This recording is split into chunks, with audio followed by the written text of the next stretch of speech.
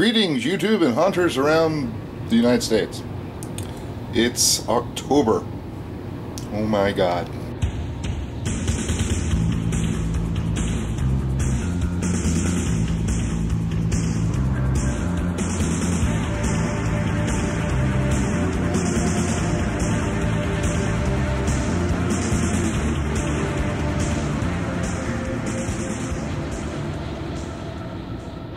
I have a little foam left over, so I got to thinking, well, what do you do with foam?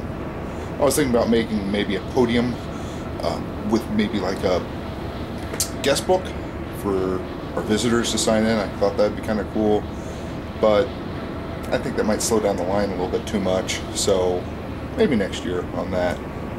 What else can I do with foam? Well, I already have pre-done boards that I'm going to make the sort of window board things with the suction cups and such. So no, I don't need to do that. Tombstone. Well, okay, you got a lot of tombstones already done, I admit it, but why not? So let's make tombstone. I'm going to show you how I do it. Certainly there's like a million different ways to do tombstones, but this is how I do it.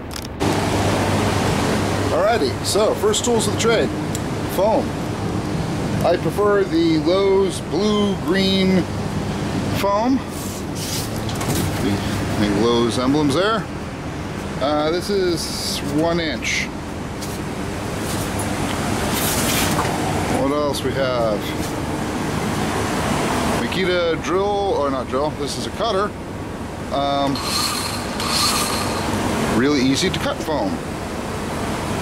Gray paint, oops paint. Little letters, these I can put down, go around it, get my letters, because my freehanding sucks, that's why. Measurement guides, blah blah blah, heat gun, knockoff Dremel with a router bit and a guide. It's a guide, and the Dremel bits don't cost very much, but you can see it. You can create a level depth there. See that?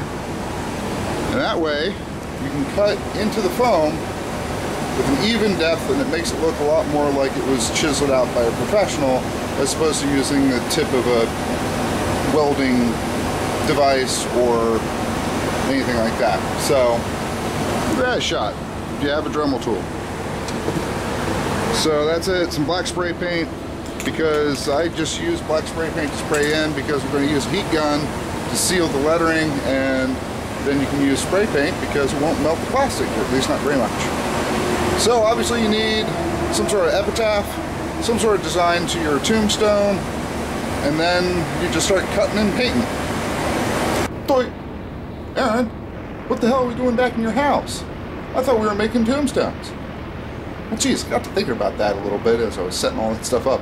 I don't want any more tombstones. I've got like 50 tombstones. So you saw my equipment. You get the idea.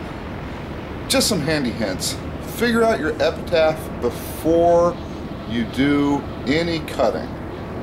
That way, if you have a really long epitaph, you need a big tombstone.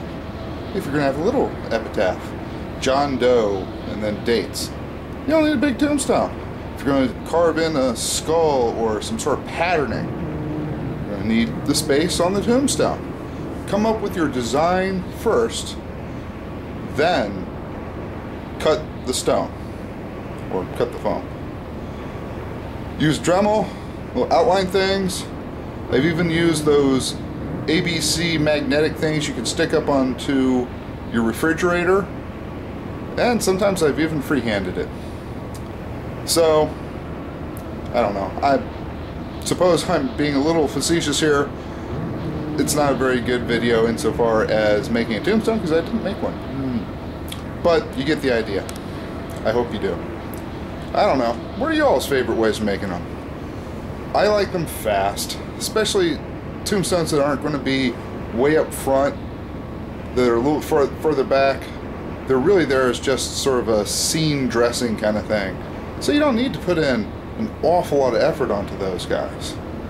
Anyway, it is a few more days until weekend, and weekend we go on to build number 3, or setup number 3 for the haunt.